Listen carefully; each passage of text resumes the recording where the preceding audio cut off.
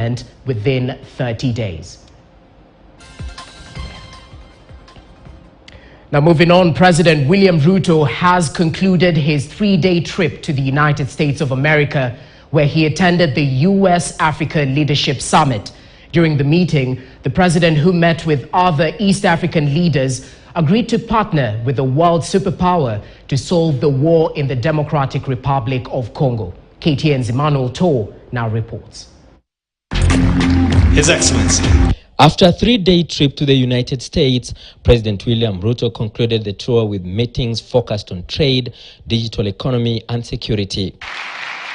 In his last day at the U.S. capital, Washington, D.C., the president sought ways to end the current instability in the Democratic Republic of Congo, where Kenyan troops under the East African Community Joint Forces are currently domiciled.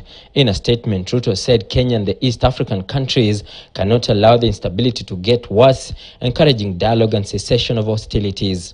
Kenya has pledged 4.5 billion shillings for the next 6 months on the peacekeeping mission through the Kenya Defense Forces. Retired President Uhuru Kenyatta is leading the peace talks between DRC and the militia groups. U.S. President Joe Biden has promised to help better fortunes of the African continent. And the United States is committed to supporting every aspect of Africa's inclusive growth and creating the best possible environment for sustained commercial engagement between Africa companies and American companies. The United States is all in on Africa's future.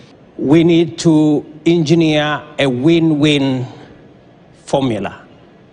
Win-win, taking advantage of the competitive advantage of the U.S. in capital, know-how, machinery, and taking advantage of Africa's population,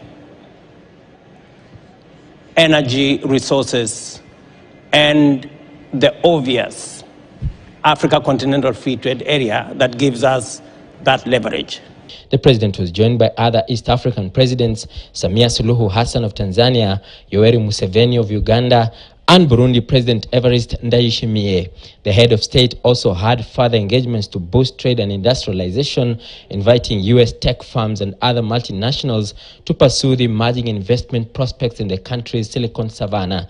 America has promised a $55 billion in investments to Africa, terming the amount just the beginning. This will include partnerships between African-American companies to provide cybersecurity services to make sure Africa's digital environment is reliable and secure. The Africa Continental Free Trade Area is necessary because today intra-Africa trade is at 17%.